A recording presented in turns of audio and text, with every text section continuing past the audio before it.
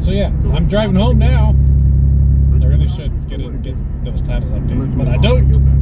I should, but I don't. Gentleman yields back. I yield my time. I'm sorry, I had some left. Yield to Mr. Jordan. Well, I just want to answer the statement that gentleman Jim Jordan, Republican of Ohio, he said, pointing at Mr. Biggs' amendment, that his amendment was not true. The amendment's real clear. It says the Ukrainians under President Zelensky signed 2 major anti-corruption measures. That's exactly what they did. They enacted this high anti-corruption court when the parliament was first sworn in, and they got rid of absolute immunity for members of their parliament. 2 pretty darn important anti-corruption measures. In fact, Mr. Morrison, when he testified in front of this committee, told us, when he did his deposition, he told us that when they were there with Ambassador Bolton busy with the Ukrainians, August 27th, he said the Ukrainians were tired because they've been up all night preparing this legislation, putting it together. That's how focused they were on this. And then when it passed, when it was enacted, that's in fact when the aid was released.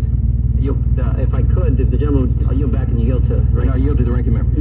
Yield to Mr. Gates. Thank you, Mr. Chairman. I think the reality is they have intended to impeach this president from the very beginning, and it was actually the chairman when campaigning to be the head of the Judiciary Committee.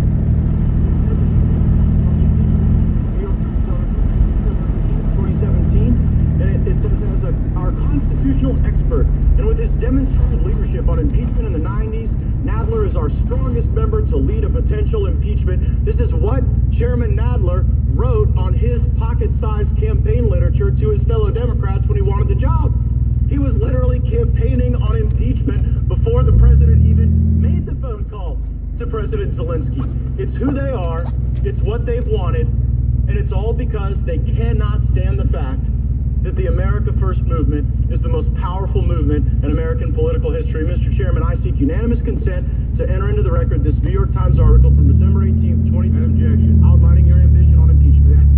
Back home in my 2 seconds left. We call that a mic drop moment. I yield back. Gentleman yields back, Chairman. For what purpose is Jaya posting recognition? Strike last word. And ladies recognized. Thank you, Mr. Chairman. I want to go back to the facts. This is Pramila Jayapal, Democrat of Washington State. My colleague from Florida said that this amendment is putting forward a, quote, understandable reason for why the president withheld the aid and then suddenly released the aid. And my colleagues on the other side have also made the point that we don't know what the intent was of the president. This is the stated intent, that because he was waiting for the Ukrainian government to do some massive anti-corruption measures, that was the intent. But I just want to remind people again of what I said yesterday. The president is the smoking gun. After his call with President Zelensky, the president came out onto the lawn and he was asked by a reporter, what did you want to get out of that call with President Zelensky? And the president said, I wanted him to, and these aren't the exact words, but he basically said, I wanted him to open an investigation into the Bidens. It's that simple. So the president himself has told us what his intent is. But let's go on to say that if my Republican colleagues, as some just did, argue that the president, nobody can argue that the president is so interested in corruption. Of course, he's so interested in corruption. I would go back again to the facts that are on the table, which is that in 2017 and in 2018, the president released aid, not just to any country, but to Ukraine. Oh, now, my colleagues have also said that the president knew that President Zelensky was an anti-corruption fighter, but they just wanted to see if maybe he was really going to follow through. So they're saying that the person before this president, before President Zelensky, the previous president of Ukraine, was a corrupt individual. They've said that through their remarks. Well, if that president was corrupt, why, if President Trump cared so much about corruption, why did he release the aid in James does a coffee need. and 2018 to Ukraine? Now, then I'd like to get to the question of this particular amendment. Sure thing.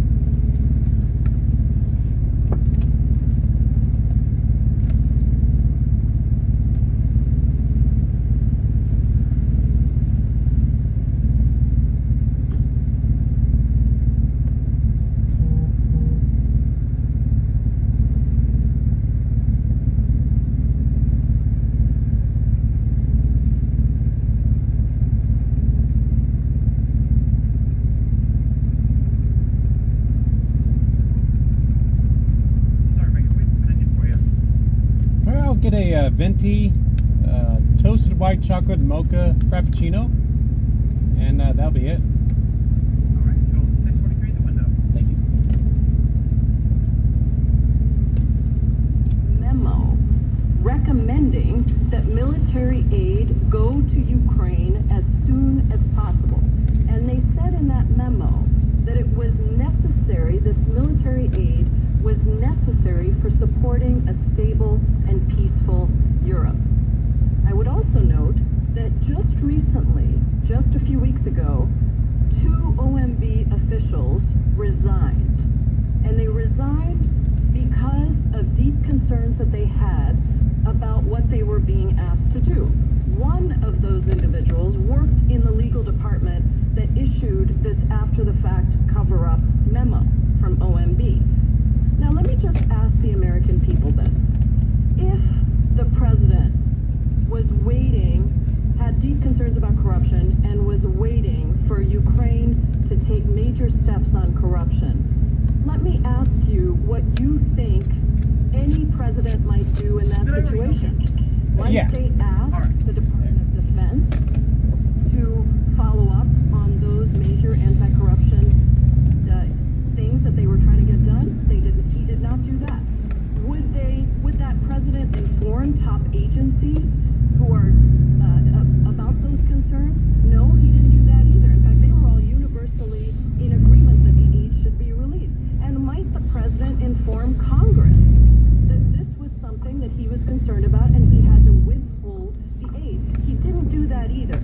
After the fact cover-up memo. That's all this is, and we need to oppose this amendment. The lady's time has expired. What purpose does Mr. Collins seek? Better strike the last word. Gentleman's recognized. It is amazing that this is an after-the-fact Doug Collins, cover-up. the ranking This was member, asked for by a Republican. Democratic senator. A Democratic senator asked for this letter. So that's an after-the-fact cover-up when a Democratic senator asks for a letter explaining the process of how this happens. An after-the-fact cover-up. This is exactly what I thought would happen when we come back from lunch and come back from our break. All the things were over. Their arguments were dead. Everything was going. And they said, well, let's get back in there and tell the same things over and over again. Maybe the ones who were watching in the morning wasn't watching in the afternoon. That's got to be one of the best ones I've heard, though, an after-the-fact cover-up when it was asked for by a Democratic senator just a few weeks ago. How is that an after? I mean, I guess Trump's blamed for a Democratic senator thinking, ooh, be careful what you wish for. But there's other things that's coming out again. One of the things that really bugged me here is this lawful delay. This money was not due to be appropriated. It could have been by Congress. We'd have said do it on a certain day. We said by September 30th. So really and truly, if there was no ever interaction between the U.S. and Ukraine and the money was not listed until September 30th, there was nothing wrong here, and it's still nothing wrong here. It's been evidence to me that the evidence reveals that only the majority, again, this one is just mind-boggling. How was anybody in the press or anybody else let them get away with the continual belittling of Mr. Zelensky? They've called him a politician derogatorily. They've called him an actor. They've called him weak. They've called him everything else in the world. He's cowering. I mean, use the adjectives, and I'll go back to their adjective. You know, if they don't believe me here, if it looks like a duck, acts like a duck, walks like a duck, well, this is what they're doing. They're tearing him down in the eyes of the public, and they keep doing it over and over again to try and get at the president. This is crazy. You know why they do that, though? Again, I'm going to repeat it one more time because there seems to be a problem of reruns around here. The reason I keep repeating this is because they can't make their case. They keep putting this out there, and again, it is amazing to me. The next untruth that we're dealing with here today, and this one is very sensitive to many in the military, many who have been texting me who serve overseas on our military and others, when they say, and they put in an article, we agreed to put it in the record, 13 Ukrainian soldiers were killed during President Donald Trump's administration withholding aid from the country from mid-July to September. Guess what, my colleagues? There were Ukrainians killed when they had received their previous aid. There were Ukrainians who were killed in this battle before. This is the most despicable of drive-bys. To say that this money, you're saying Undersecretary Held has told you over and over, you talk about evidence, read the transcript. He said this was prospective money, not current money. But yet we keep putting it in the record because if you tell the story enough times, somebody out there is going to believe it. That's despicable for these 13s who lost their lives in Ukraine, and it's despicable for anyone who's actually fought in a battle for this country. Don't keep doing it, and if they do, call them out on it. We're gonna call facts facts here. There's no crime. You know why? It's interesting. My friend from California just said, where are they on these different things? Where's the Democrats? My question is, where's your crimes? You talk about them. You want people to think they're there. You want people to come out and say, well, there's bribery, extortion, high-minded words. And you do it over and over and over again. The problem is, if you had it, you would have put articles on it. You don't have it, so you didn't put articles on it. That's the stain on your articles. That's the stain on this committee.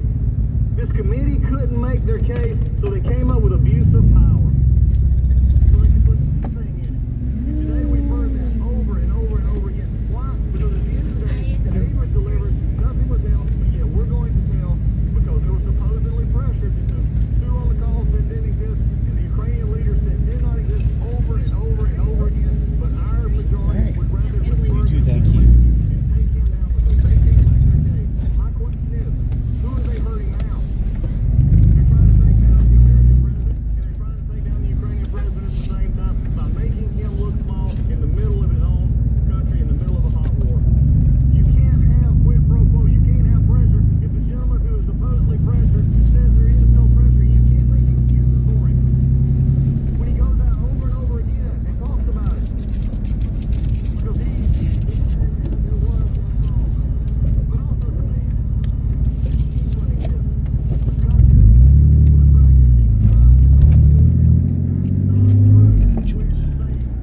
Chupa chupa. It's still not true. When you understand Alright. what's going on here, at the end of the day, it's very simple. I'll make it very slow for you to copy. It's a pretty drink. Can't See, make pretty. a crime. They hold back to the fact that we can impeach him for anything, and that's what they've done. I yield back. Unanimous consent request, Mr. Chairman. Gentleman is recognized for that. Los Angeles Times story, October 16. Trump froze military aid as Ukrainian soldiers perished in battle. Without objection. Object. I'm not sure how many times that this is being perpetrated, but it was prospective money, not current money. Gentleman does not have the time. Mr. Deutsch, for what purpose is Mr. Deutsch seeking? Coming from the Los Angeles Times, that makes consent request.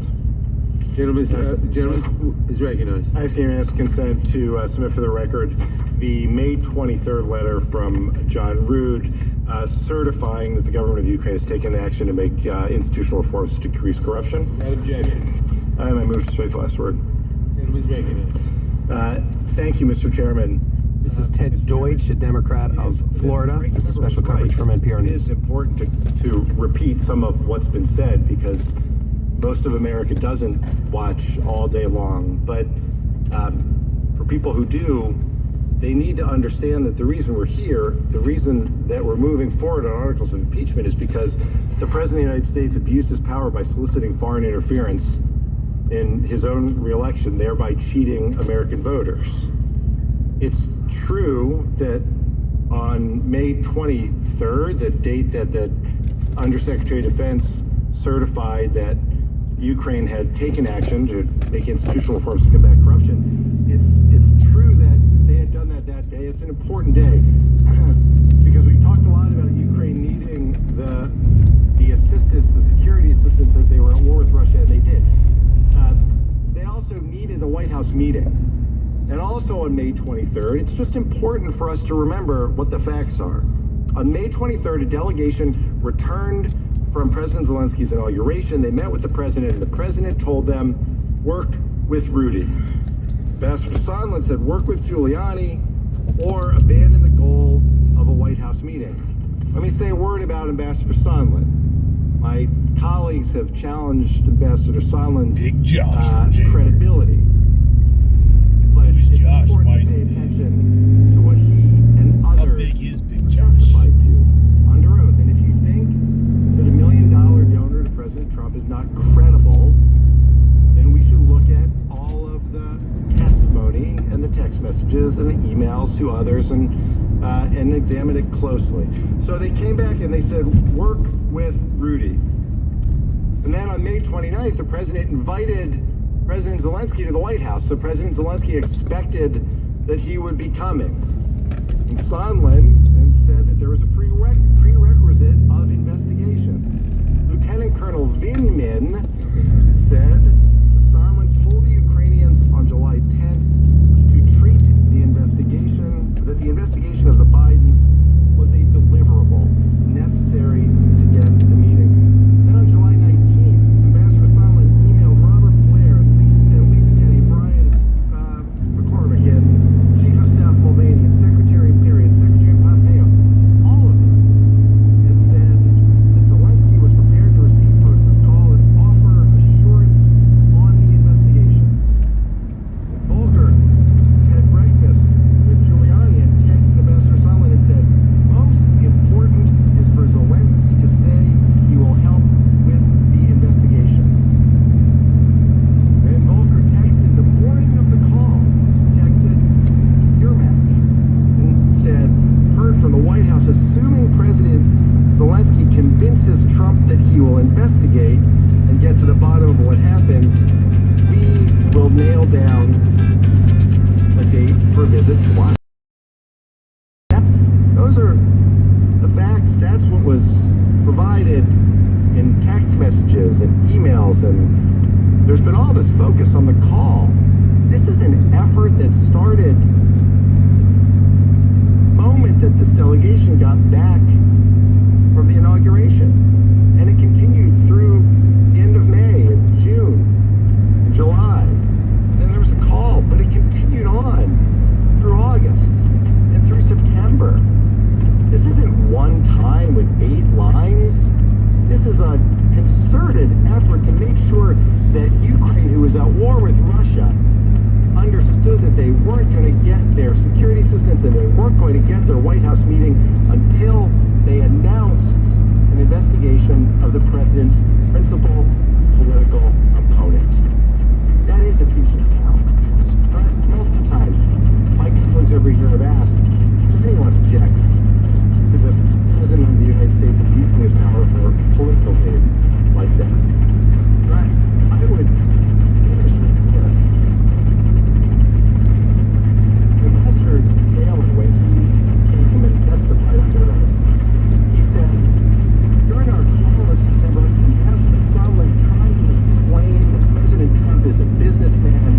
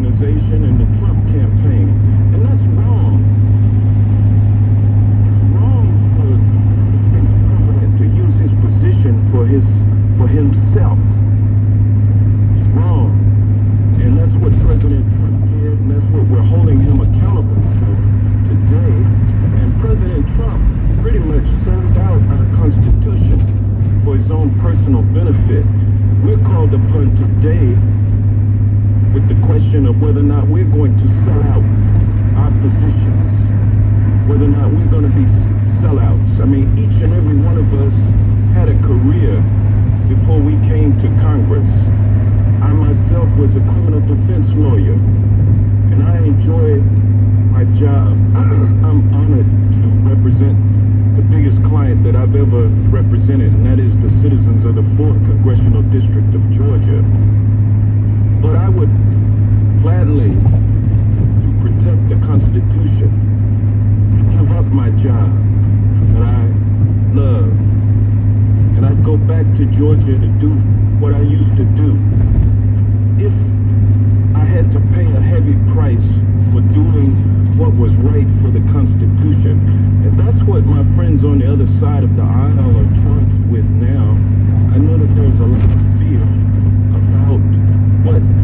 about them being in Zelensky's position, about them being in that little small chair with the president, with the bully pulpit, the right-wing media, Fox News, everything on his side, and him levying and leveraging that power against them as they approach their primaries.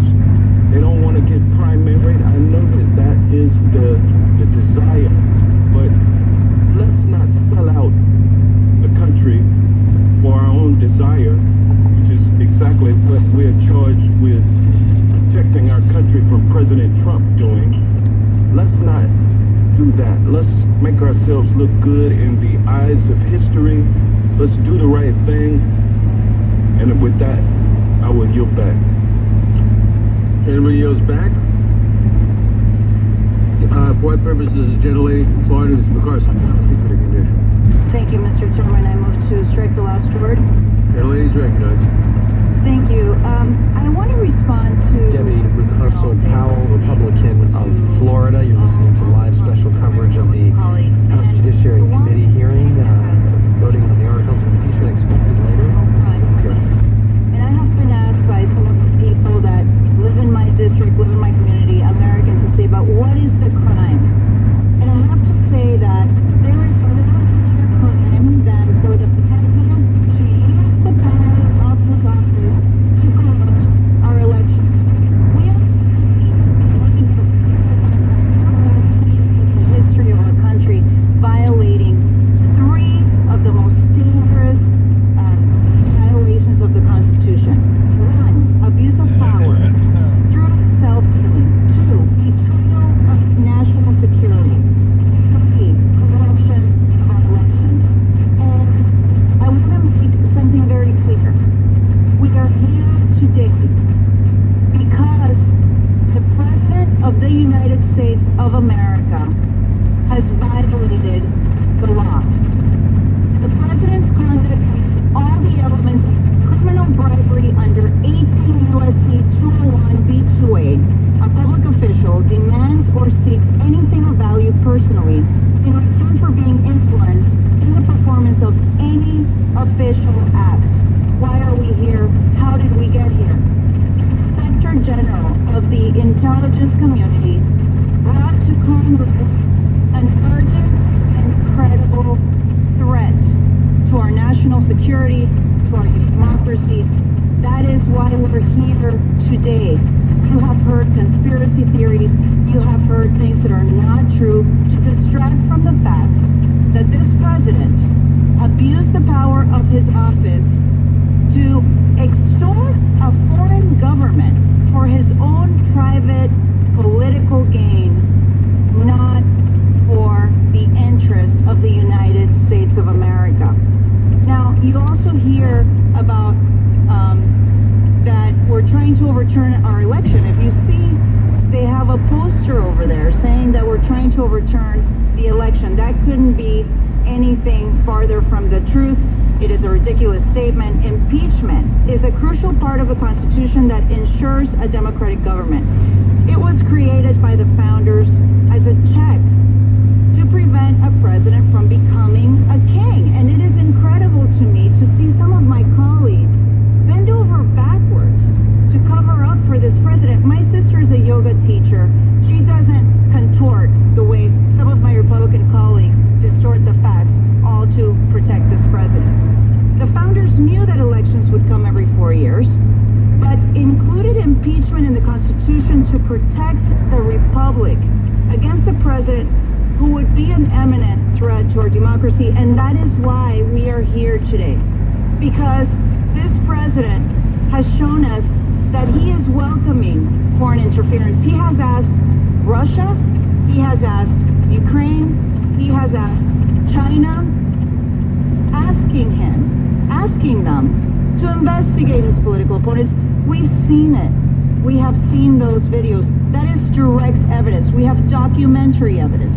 We have a transcript of a call. We have text messages. We have emails from Ambassador Sondland. Everyone was in the loop. This is a scheme that began back in February, March. This was a complaint that was brought forth to Congress because it was an urgent and credible threat. The President of the United States has violated the law.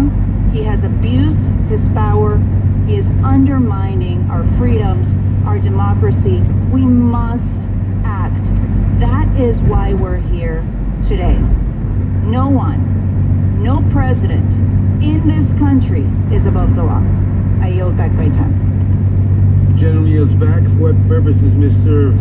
Armstrong seek recognition? Move to strike the last one. Gentleman is recognized. I think that argument would have a lot more merit. This is Kelly Armstrong, Republican from North Dakota. Charge if we don't take a look back and look at the whole destination and how we got here. And the reason I say that is because for 2 years we heard about Russian conspiracy, Russian collusion.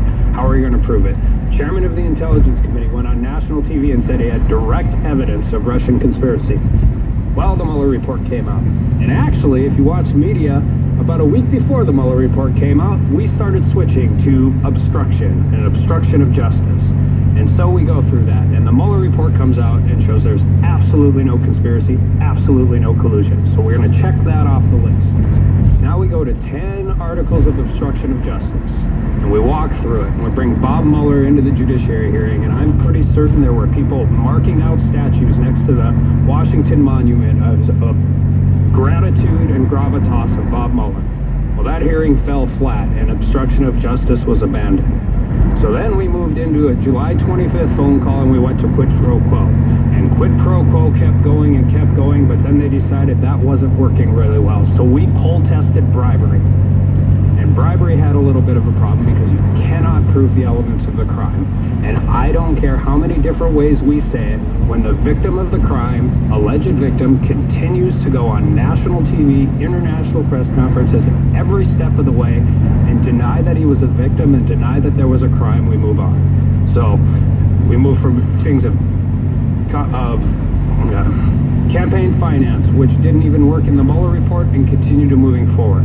So instead of starting an investigation in a general way and moving towards a specific crime, we try and pick 17 different specific crimes, and when they never get there, instead of doing what any reasonable investigator would do and say there is no there, we take it all and we put it together, and then we say, well, because we can't prove any of it, we're going to use all of it. And so if we want to know why we're here today, that's why we're here today, because this started the day President Trump got elected. It's continued through the Mueller report, not to be deterred. In a separate different thing, the day after the Mueller report hearings happened in the Judiciary Committee, I was in the Oversight Committee when they subpoenaed the personal emails of every member of the Trump family. This is never going to stop. I agree with my colleague from Ohio. It is never going to stop. And we will continue to move forward, but you cannot move through all of these specific crimes, use these words for weeks at a time, and the minute they fall apart, we just move on to the next thing. I think that's why you're losing the support of the American people. I think that's why you're losing support of your colleagues on your side of the aisle in Congress, and that's why we're here. So let's call it like it is and explain how we got here, why we're here, and where we continue to go. Well, I'll yield to ranking member. Thank you. Mr. Arnold, you just brought up a great point. You know why we know what you just said is true? You know, again, we've got a lot of Doug Collins, the ranking member. Don't know enough some people believe. But what you just said is completely true, that this will never end. You know why we know that? Adam Schiff's own words and Al Green's own words. Adam Schiff, even the other day, giving it in his one of his press conferences, which he loves dearly. He loves to testify in front of cameras, just not in front of members, where he has to actually answer questions. And he said, we're just going to keep, no matter what happens, we're going to keep investigating. We're going to start it up. I wish Mr. Ratcliffe, you're on the Intel committee, and I know others on this. Well, it'd be nice if y'all get back to oversight of the intelligence community. That'd be nice. Shocking proposition for a committee that's supposed to be doing that. But then also, Mr. Green said we can impeach him over and over and over again. This is what's happening. It's a farce. We can't come up with crimes, so we say crimes. We can't put them in the articles because we can't make it happen. But yet, just like you said, I just want to commend you for telling the truth. You told the truth. This is not terrible. going to end no matter what. Except, and the reason we know it is because we don't have to infer. We don't have to find articles to put in the record. We just listen to their own words. I yield back to Mr. Armstrong. And with that, I yield back. Gentleman yields back. For what purpose is Ms. Deming seek recognition? Mr. Chairman, I move to strike the last word. And ladies recognized. You know, I rise today in opposition of this amendment. It is This is Democrat Val Demings of Florida. It's so obvious that it is a last-minute, after-the-fact, desperate scramble to cover up the president's wrongdoing. And I tell you what, we're not falling for it. And I really do believe the American people are not falling for it and probably are offended by it. You know, my Republican colleagues have talked about a lot of things today, and they're really working very hard to protect the president. It appears like at any and all costs. But I really wish that my colleagues on the other side would work as hard to protect voting rights for the American people, believing that everybody should have the right to vote, and that cheating in our elections by anyone at any time or any place is just not right.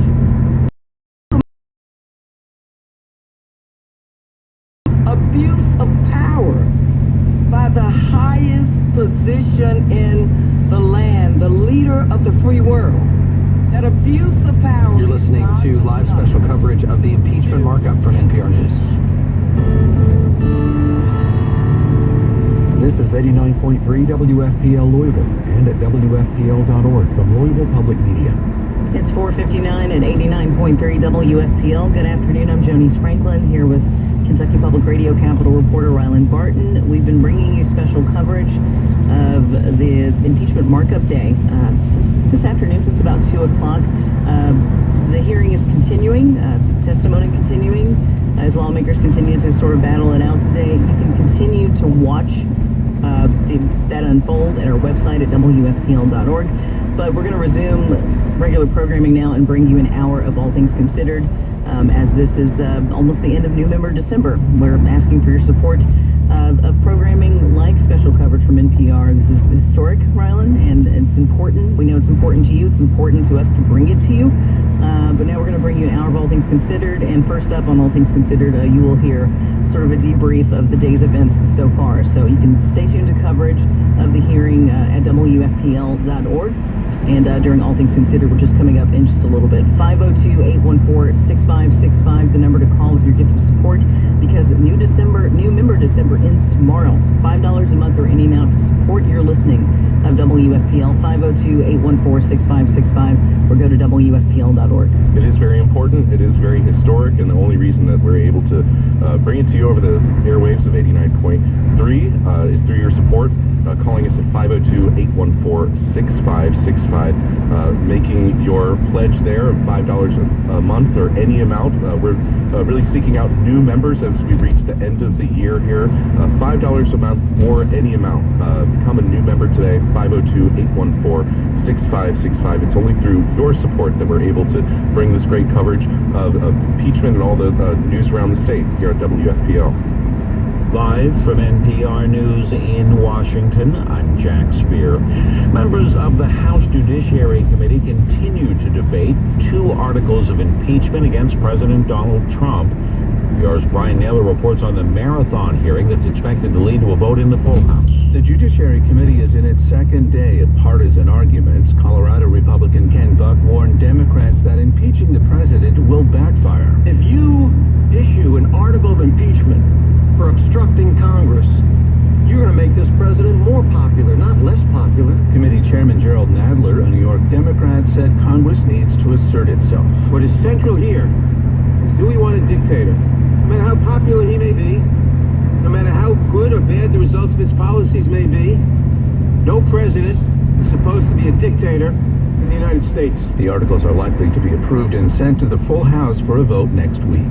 Brian Naylor, NPR News, Washington. As the investigation continues into a shooting at the Pensacola Naval Air Station in Florida, the Saudi ambassador to the U.S. is visiting the facility to extend her condolences. The Saudi Air Force officer killed 3 people last week before taking his own life. NPR's Tom Bowman has more on the Pentagon's response to the shooting incident. All the nearly 150 Saudis at the base have been restricted to classroom study and have not been allowed to fly, at least for the near future. The Pentagon also extended that so-called safety stand-down to all of the estimated 700 other Saudis in flight training and other exercises around the country. Meanwhile, Pentagon officials said today they're coming up with more stringent screening for all foreign officers coming into the country, and they expect to announce the new vetting measures in the coming days. NPR's Tom Bowman. The killing of a police detective and 3 civilians at a kosher grocery are being investigated as domestic terrorism motivated by hatred. NPR's Quill Lawrence has more from Jersey City. New Jersey Attorney General Gabriel Graywall described a small arsenal wielded by 2 attackers, rifles, handguns, and a shotgun, one of which was modified with a silencer. The van they used had been equipped with bulletproof panels and also contained a pipe bomb. Graywall said the shooters picked their targets specifically. Based on what we have collected so far, however, we believe that the suspects held views that reflected hatred of the Jewish people, as well as a hatred of law enforcement. Graywall said many other details in the case are under investigation, but that the 2 shooters are believed to have acted alone and there is no continuing threat to the public. Quill Lawrence, NPR News, Jersey City. The producer price index, the cost of goods before they head down the pipeline to consumers, showed little change last month. Labor Department reporting energy costs were up just 0.6% compared to a larger rise. That helped to keep the price pressures relatively contained. Another record close for Wall Street today. The Dow was up 220 points. This is NPR. From 89.3 WFPL News in Louisville, I'm Jonice Franklin. Kentucky Governor Andy Beshear has fulfilled another of his Week 1 campaign promises by signing an executive order today to automatically restore voting rights to people with nonviolent felonies who have completed their sentences. He estimated the move would allow more than 140,000 people to vote.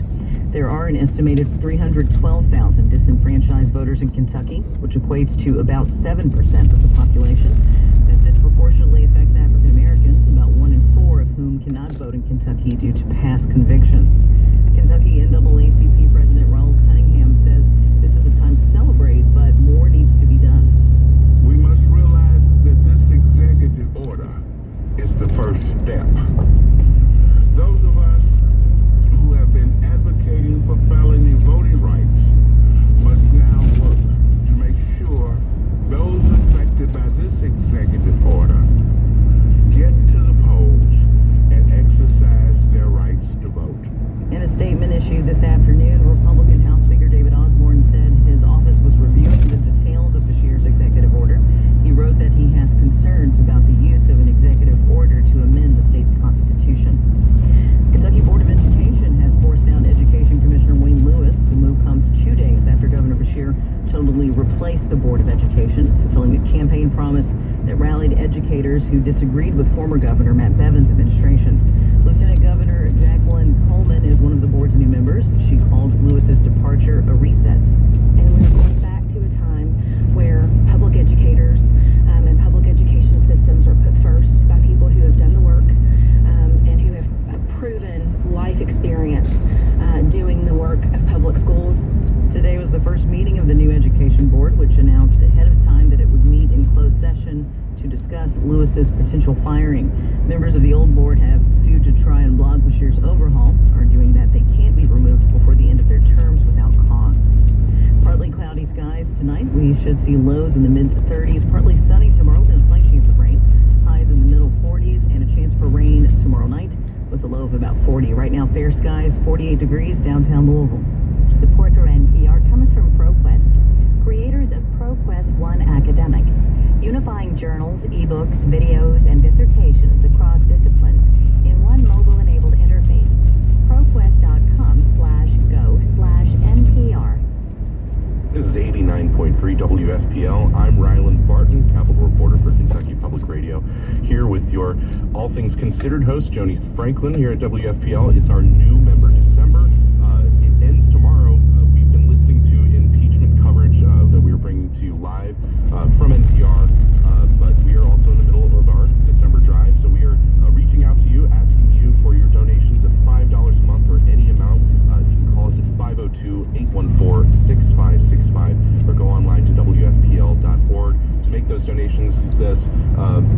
Your support helps us bring this programming, whether it's this national coverage that we're bringing to you from NPR, or the coverage of this new administration that we are witnessing here in Kentucky. Andy Beshear has been making a lot of news this week with executive orders, and you can get that all here, and the only reason you're able to get that here is because you support us. 502-814-6565 or WFPL.org. Make that donation of $5 a month or any amount. New member December ends tomorrow, so if you've been meaning to make that donation this week, as we kicked off New member December on Monday, you haven't gotten around to it, you're running out of time to join your public radio family with the gift of support and invest in your source for news. You listen to Morning Edition, you listen to Here and Now, you listen to All Things Considered. You're informed and up to date on what's happening, not only in your city and in your state, but also around the country and around the world, because you listen to WFPL.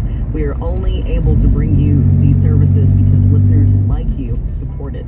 $5 a month or any amount to become a new member. 502-814-6565 or go to WFPL.org. And thanks.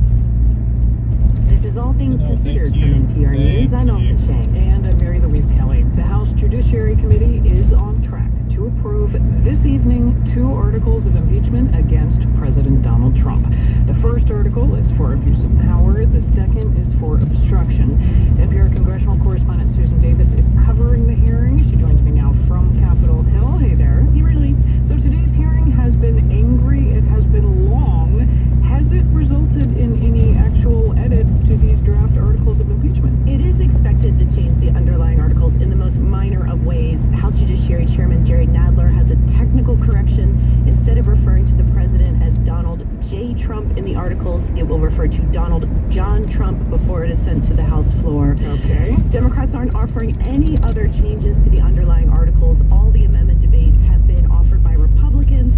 Their amendments would essentially gut the articles of impeachment, so obviously they do not have the votes to pass that in a Democratic-controlled committee. And as you said, it has been a sort of an angrier tone up here today. I think it certainly reflects the fact that next week the House is headed towards one of the most divisive votes a lawmaker can take to impeach president. Speaking of historic votes, I imagine it's on the minds of everybody in that hearing room that their political legacy, how they voted on impeachment, will follow them forever. How are both parties approaching this vote? In very different ways. Democratic leaders have been very clear that they see this as a vote to go to war, and that they will not whip or pressure their lawmakers to vote one way or another. They're calling it a vote of conscience. House Speaker Nancy Pelosi was asked today what she was telling Democrats in competitive seats to do with this vote, and this is what she said.